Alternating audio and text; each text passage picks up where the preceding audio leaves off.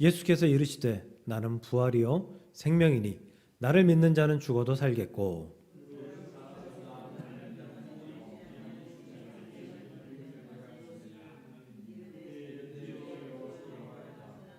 주는 그리스도시요 세상에 오시는 하나님의 아들이신 줄 내가 믿나이다.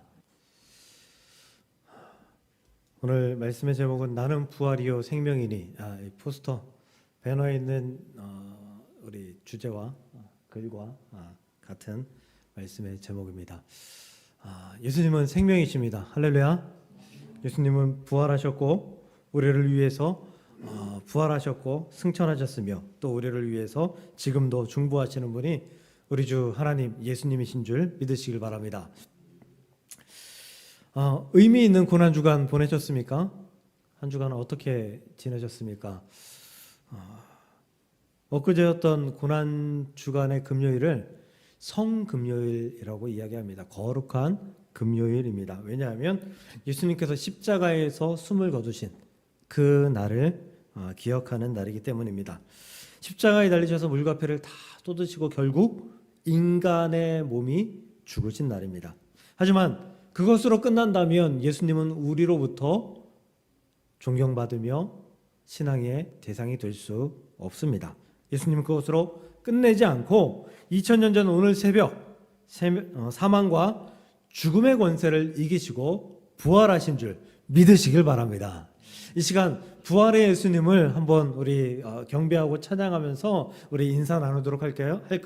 부활하신 예수님을 찬양합니다. 부활하신 예수님을 전합니다. 우리 다 같이 인사합니다. 네.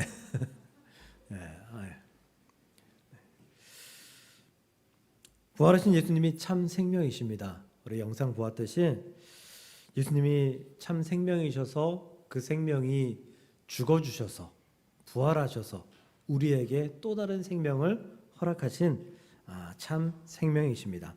그가 죽으심으로 말미암아 우리는 생명을 얻었고 구원을 얻었으며 영생에 대한 소망을 갖게 되었습니다. 죽기까지 순종하시고 결국 부활을 이루신 참 하나님이신 예수님을 찬양하고 경배합니다. 근데 오늘 본문은 이게 나는 부활이요 생명이니 라는 예수님의 말씀인데 오늘 본문은 예수님이 십자가에 달리시기 조금 전에 한참 전에 이야기입니다. 마르다와 마리아 두 자매의 오라버니 즉 오빠겠죠. 나사로가 죽었다가 살아난 그 사건을 통해서 하신 예수님의 말씀입니다. 이 이야기에서 마르다와 마리아는 나사로가 죽은 후에야 오신 예수님을 원망하는 듯한 말을 합니다. 요한복음 11장 21절 오늘 말씀 조금 위에입니다. 마르다가 예수께 여짜오되 주께서 여기 계셨더라면 내 오라버니가 죽지 아니하였겠나이다. 조금 더 일찍 오셔서 내 오라버니를 살리셨어야지 왜 주께 내버려 두셨습니까? 라는 원망입니다. 하지만 결론적으로 예수님은 나사로를 살리셨습니다. 그렇다면 왜 예수님은 굳이 나사로가 죽은 이후에 가셔서 살리셨을까? 왜냐하면 예수님은 나사로가 멀리 있다고 해서 고치지 못하실 분이 아니기 때문입니다. 그렇죠. 백부장의 하인을 멀리 있는데도 불구하고 고치셨잖아요. 예수님은 거리와 상관없이 능력을 발휘하실 수 있는 분이 예수님입니다. 나사로를 죽게 하지 않기 위한 것이 최종 목적이었다면 마르다와 마리아를 기쁘게 할 것이 최종 목적이었다면 예수님이 가실 수 없는 상황이었다고 하더라도 그 자리에서 기도하셔서 나사로를 살리실 수 있는 충분한 능력이 있으신 분이었다라는 것이죠. 이 말씀에 대해서 혹시 부정하실 분 계십니까? 우리는 그 예수님을 믿습니다. 그런데 굳이 죽게 하시고 굳이 가셔서 살리셨다라는 것입니다. 구한말에 이런 이야기가 있었다고 하죠. 그냥 하는 이야기 같은데 우리나라에 들어온 선교사들이 어느 날 테니스를 치고 있었다고 합니다. 그 사람들이 테니스 또 야구 이런 것들 이런 운동들을 가지고 들어왔다고 하잖아요. 테니스를 치고 있을 때 양반들이 가면서 물어봤습니다. 쟤네들은 도대체 뭐 하는 거야? 라고 물어봤더니 지나가던 사람들이 대답합니다. 저 사람들은 지금 운동을 하고 있는데 테니스라는 운동입니다. 그랬더니 양반들이 이렇게 얘기했다고 하죠. 아유 참네. 땀 흘리고 힘든 일이면 하인들을 시킬 것이지. 왜 굳이 나셔서 땀 흘리고 있는지 참 저 상껏 같은 놈들. 이 조선시대에 이 구한말의 이 선비들은 운동이라는 것에 대한 개념 자체가 없었습니다. 양반이면 양반일수록 고귀하면 고귀할수록 뛰지 않았고요. 그리고 가마를 타고 다녔습니다. 이 사람들은 땀 흘리는 것 이것 자체가 잘못된 일이라고 생각했던 그런 사람들이었죠. 오히려 운동을 하게 되면 땀을 흘리게 되고 그 땀에 노폐물이 같이 배출되어서 몸이 끈적거릴지라도 오히려 더 개운한 느낌이 나고 또 운동을 하게 되면 서로 더 친해지게 되고 친밀도가 높아지게 되고 뭐 이런 여러 가지 좋은 효과들이 있는데 이 조선시대 양반들은 그걸 전혀 몰랐다. 그런 개념이 전혀 없었다라는 거죠. 당시에 이스라엘 백성들에게 예수님 당시에 이스라엘 백성들에게 부활이라는 개념이 그런 개념이었어요. 당시에 이스라엘 백성들은 부활이 뭔지 제대로 알고 있는 사람이 거의 없었어요. 잘 몰랐어요. 왜냐하면 구약에 보면 부활에 대해서 개념이 있긴 하지만 이 부활이 굉장히 중점적인 내용의 개념은 아니었기 때문이에요. 구약의 개념들은 이스라엘 백성들의 승리와 이스라엘 백성들의 회복에 대한 그런 개념들이 지배적이었지 인간 개인의 부활에 대한 개념은 많지 않았어요. 흔하지 않았어요. 그러니까 예수님 당시의 제자들도 사람들도 부활 그러면 그 도대체 뭔 소리야? 이런 생각을 하고 있는 사람들이 많았었다라는 거죠. 그래서 예수님께서 부활에 대해서 제자들에게 여러 번 말씀하셨잖아요. 근데 제자들은 다 그때마다 어떻게 했죠? 시큰둥한 반응이었어요. 우리는 예수님의 십자가 죽음, 부활 이 이야기만 들으면 마음속에 가슴속에 벅찬 감동이 끌어오릅니다. 부활절 우리가 부활절에 예배 나간다 하면 이 부활에 대한 이 소망 때문에 이 가슴에 벅참이 있습니다. 근데 얘네들한테는 이 제자들한테는 그 부활에 대한 개념이 그렇게 없었기 때문에 부활이라는 이야기를 들어도 뭐 그게 뭐야 도대체 뭐 그런 게 있나 보지 뭐 이런 시큰둥한 반응이었었다라는 거죠. 그러니까 예수님 당시 제자들이 이런 반응을 보였던 것이 뭐 굉장히 이상한 것이 아니었었다라는 거예요. 마태복음 16장 16절을 보면 베드로의 신앙 고백 나오죠. 주는 그리스도시여 살아계신 하나님의 아들이십니다 라는 신앙 고백이 나와요. 이 말씀을 듣고 예수님이 매우 흡족해 하십니다. 그리고 예수님이 이렇게 마음을 먹어요. 이제 얘네들한테 제자들한테 더 깊은 비밀을 알려줘도 되겠다. 얘네들이 조금 더 성숙했다라고 생각해요. 왜냐하면 베드로의 신앙 고백 이후에 예수님이 막 칭찬하시거든요. 야, 너한테 그걸 알게 한 것은 육신의 아버지가 아니라 하늘의 아버지고 성령의 감동으로 알게 된 거야. 막 벅차하셔요. 그리고 하신 말씀이 21절 말씀. 이때로부터 예수 그리스도께서 자기가 예루살렘에 올라가 장로들과 대제사장들과 서기관들에게 많은 고난을 받고 죽임을 당하고 제3일에 살아나야 할 것을 제자들에게 비로소 나타내시니. 베드로가 신앙 고백했더니 예수님이 십자가 죽음과 부활에 대해 말씀해 주셨다라는 거예요. 그러면 어떻게 해야 돼요? 감동해야 되죠. 그런데 베드로가 22절 바로 다음 절에 뭐라고 얘기하냐면 베드로가 예수를 붙잡고 항변하여 이르되 그럼 안 된다라고 말하면서 이르되 주여 그리 마옵소서 이 일이 결코 죽게 미치지 아니하리라. 주여, 그러지 마요. 그렇게 말하지 마요. 다시는 그렇게 말하지 마요. 그런 일이 있으면 내가 그 일을 막을게요. 그러니까 다시는 죽겠다는 말씀, 이런 말씀은 하지 마십시오라는 거예요. 죽음과 부활에 대해 가르치셨을 때 베드로조차도 이해하지 못했어요. 그래서 이 말씀을 베드로가 예수님께 드렸을 때 예수님이 베드로에게 심한 말씀을 하십니다. 뭐라 그러셨죠? 사탄아 물러가라. 이후에도 예수님께서 제자들에게 십자가에 대해 말씀하실 때마다, 부활에 대해 말씀하실 때마다 제자들은 신경도 쓰지 않습니다. 이해 못했기 때문입니다. 오히려 십자가와 부활을 이야기하심에도 불구하고 제자들은 예수님이 로마를 전복시키고 정권을 잡았을 때, 경제력을 잡았을 때, 그때 내가 더 높은 자리에 서겠다, 이거 다투고 있었던 사람들이 제자들이었다라는 것이죠. 그래서 예수님은 아마도 나사로를 통해서 부활의 실제적인 개념을 설명해 주고 싶으지 않으셨을까라고 생각해 봅니다. 우리가 글로 보고 듣는 거하고 말로 듣는 거하고 실제적으로 체험하는 거랑은 엄청난 차이가 있잖아요. 그러니까 예수님께서 몸소 보여주신 거예요. 나사로를 죽게 두셨고, 그리고 나사로를 살리셨습니다.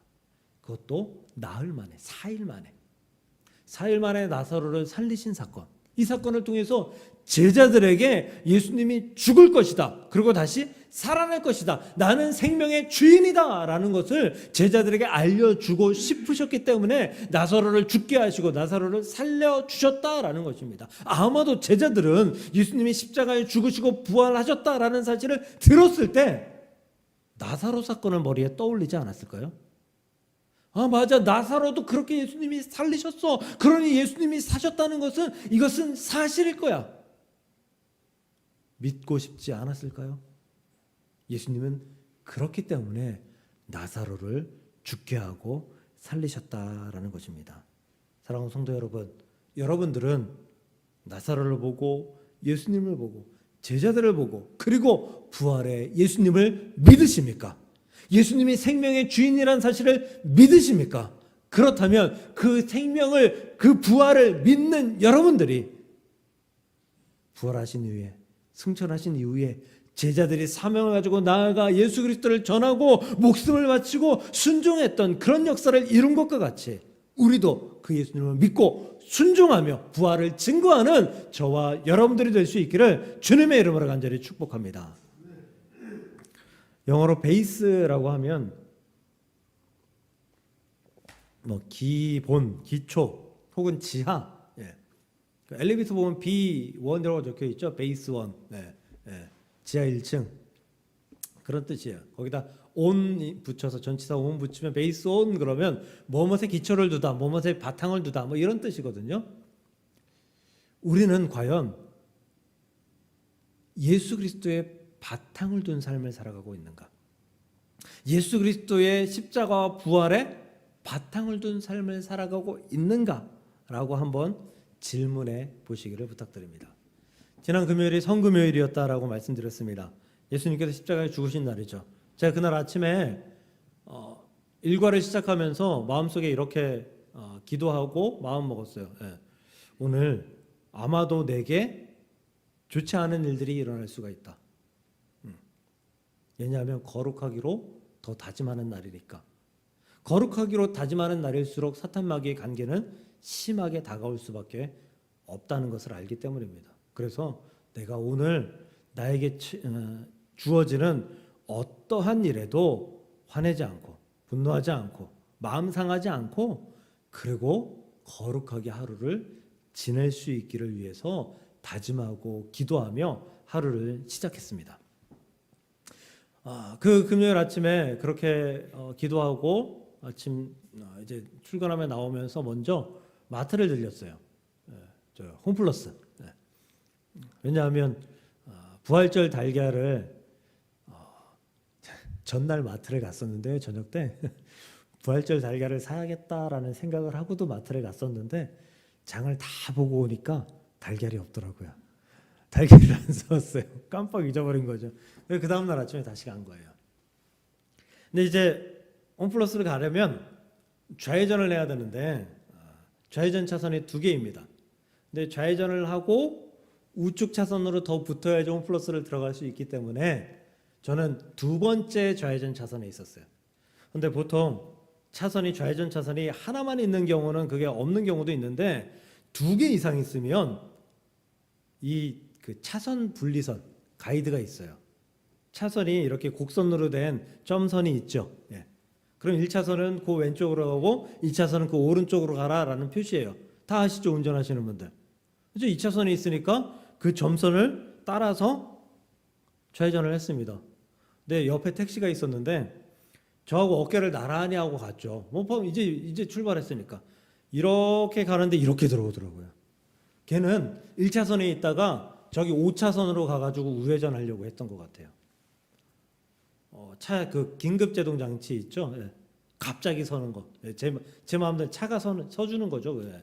차가 갑자기 서고 저도 브레이크를 밟으니까 그 ABS 뭐죠? 브레이크 밟을 때 막 드드드득 하면서 밟히는 거 있잖아요. 눈길에서 밟히는. 예. 그러면서 끽 하고 섰어요. 막 가슴이 철렁했어요. 거의 뭐 부딪히는 거예요. 상황이니까요. 예. 다행히 사고는 나지 않았는데 사고는 안 나도 화는 나더라고요. 예. 근데 그렇게 기도해서 그랬나 봐요. 이 사람이 잘못했잖아요. 그러면 사과를 하거나 뭘 해야 되는데 사과는 하지 않았어요. 근데 못 본 척하고 휙 도망가더라고요. 미안하니까 도망가더라고요. 그래서 저는 화는 났는데 화를 풀 데가 없어진 거죠. 화는 났는데 화를 풀 데가 없어진 거예요. 다행히 화가 올라왔지만 화를 내릴 수 있었습니다. 우리가 예수 그리스도의 십자가, 부활, 그리고 신앙, 믿음에 바탕을 두고 살아가면 우리가 사탄 마귀의 관계에 넘어가야 될 여러 가지 상황들 속에서 꽤 많은 상황들을 이겨내고 견뎌내고 승리할 수 있게 된다라는 것이죠. 우리 십자가와 부활만 생각하면 우리 안에 감동이 있잖아요. 그 십자가와 부활이 우리 안에 항상 우리 마음에 항상 우리 머릿속에 있으면 우리는 그 어떤 상황도 이기게 되는 하나님의 백성들이 될 줄로 믿습니다. 그러므로 based on cross, based on resurrection, 십자가와 부활의 바탕을 둔 믿음의 삶을 살아갈 수 있기를 주님의 이름으로 간절히 축복합니다. 오늘 말씀 27절이에요. 마지막 절이었죠. 이르되 주여 그러하외다. 주는 그리스도시요 세상에 오시는 하나님의 아들이신 줄 내가 믿나이다. 뭐 비슷하지 않나요? 뭔가 비슷하지 않나요? 아까 제가 베드로의 신앙 고백 말씀드렸을 때 그 말씀하고 비슷하지 않아요? 아니 거의 똑같아요. 주여 그러하외다. 주는 그리스도시요. 똑같죠. 주는 그리스도시요 세상에 오시는 하나님의 아들이신 줄 내가 믿나이다. 살아계신 하나님의 아들이십니다. 같아요. 이걸 마르다의 신앙 고백이라고 할 수 있습니다. 마르다의 신앙 고백. 베드로의 신앙 고백과 마르다의 신앙 고백은 거의 동일할 정도로 같습니다. 그런데 또 다른 공통점이 있다는 사실 혹시 아십니까? 제가 이전에는 이걸 캐치하지 못했어요. 이걸 알지 못했어요. 이번에 말씀 준비하면서 이랬구나라고 깨달았어요. 베드로의 신앙 고백 뒤에도 예수님은 부활을 말씀하셨고 십자가와 부활을 말씀하셨고 마르다의 신앙 고백 가운데에도 예수님은 부활을 말씀하셨어요. 무슨 얘기예요? 십자가, 부활, 이것은 우리의 신앙 고백과 함께 해야 한다. 우리는 베이스온 바탕을 둔 삶을 살아야 되는데 십자가와 부활의 바탕을 둔 신앙 고백적인 삶을 살아야 할 의무가 있는 그리스도인이다라는 것입니다. 그러므로 우리가 과연 얼마나 십자가와 부활의 바탕을 둔 삶을 살아가고 있는가? 내가 또 그것을 잊어버리고 사탄 마귀의 권세에 넘어가 흔들리고 아파하고 고민하고 울부짖으면서 그리고 다른 사람들에게 핑계하고 분노하면서 그러고 살아가고 있지는 않은지. 그러나 십자가와 부활의 바탕을 둔 삶은 분노가 아닌 인내로, 짜증이 아닌 감사로, 은혜로, 기쁨으로, 행복으로, 충만함으로 살아가게 되는 하나님의 백성들이 될 줄로 믿습니다. 그러므로 십자가와 반드시 부활의 바탕을 둔 믿음의 삶을 살아갈 수 있는 저와 여러분들 될 수 있기를 주의 이름으로 축복합니다. 마지막으로요, 예수님은 부활하셨습니다. 예수님의 부활은 그저 호흡이 잠깐 끊겼다가 다시 돌아온 그런 부활이 아니에요. 우리 농담으로 이런 얘기 많이 하고 들어보잖아요. 어느 날 남편이 죽었습니다. 아내가 장례를 치르면서 통곡합니다. 애통해합니다. 그리고 출상하는 날, 이 관을 나르는 사람들이 관을 떨어뜨렸어요. 그리고 동시에 남편이 깼습니다. 부활했습니다. 아내는 기뻐했죠. 그런데 며칠 되지 않아서 다시 남편은 죽었습니다. 그리고 장례를 다시 치릅니다. 그리고 출상할 때 아내가 갑자기 일어나서 소리칩니다. 야야야, 잠깐만, 조심해. 또 떨어뜨릴라. 사람은 죽으면 끝이에요. 부활? 잠깐입니다. 죽었다가 살아난 사람들 다 죽었습니다. 아니, 나사로 지금 살아있나요? 다 죽었습니다. 죽음, 부활, 다시 생명, 다시 죽습니다. 누구나 다시 죽어요.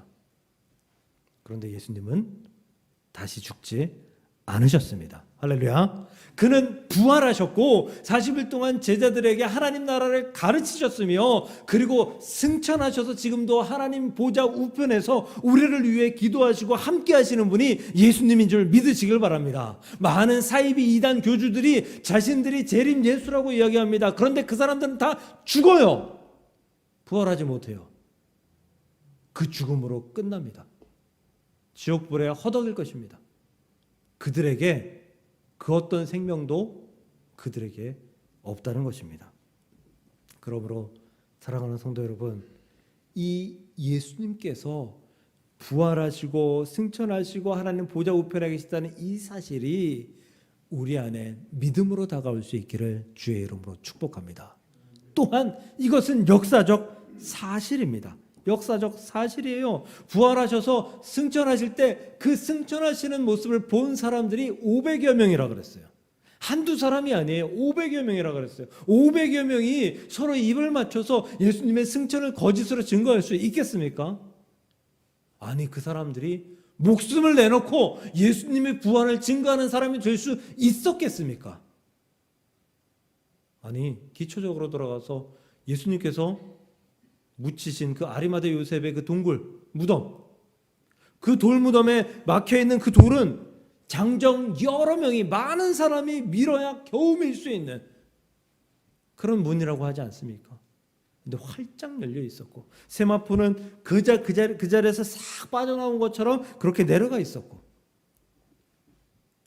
예수님은 구약의 모든 말씀을 다 증거하며 이루시며 승천하시는, 부활하시고 승천하시는 모습을 보이셨고, 모두 다 우리가 믿을 수 있는 역사적 사실입니다.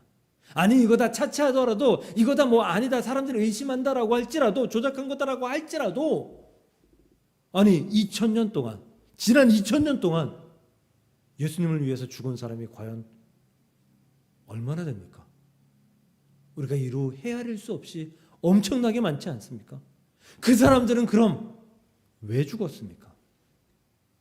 예수님이 살아 역사하시고 우리를 위해서 일하시며 우리에게 생명 주셨다는 사실을 믿기 때문에 그들이 그들의 생명을 내어놓고 순교하지 않았겠습니까? 아니, 2000년 전은 다 뒤로 해봅시다. 여태까지 다 뒤로 해봅시다. 지금은요, 지금 화성으로 우주선을 쏘고 달나라를 탐색하고 모든 과학들이 인간까지 복제할 수 있는 그런 엄청난 능력을 가지고 있는 그런 과학 시대입니다. 근데 지금은요. 지금도 선교사들이, 예수를 믿는 자들이 목숨을 내어놓고 복음을 증거하고 있습니다. 그것이 부활 때문인 줄, 생명 때문인 줄, 예수 그리스도의 역사 때문인 줄 믿으시길 바랍니다. 이것은 그저 믿는 것이 아니라 믿음과 동시에 역사적 사실이다라는 것입니다. 예수님의 생명은, 예수님의 죽음은, 예수님의 부활은 우리에게 보여주신, 증거하신 2000년간의 역사적 사실이다라는 사실을 믿으시고 그 부활에 동참하는 우리 모두가 될 수 있기를 주의 이름으로 간절히 축복합니다. 나는 부활이요 생명이니 나를 믿는 자는 죽어도 살겠고 무릇 살아서 나를 믿는 자는 영원히 죽지 아니하리라. 이 말씀을 믿고 의지하며 이 부활절의 부활의 영광에 참여하며 생명의 영광에 참여하는 예수 그리스도의 참 제자, 참 증거인들이 될 수 있기를 주님의 이름으로 간절히 축복합니다.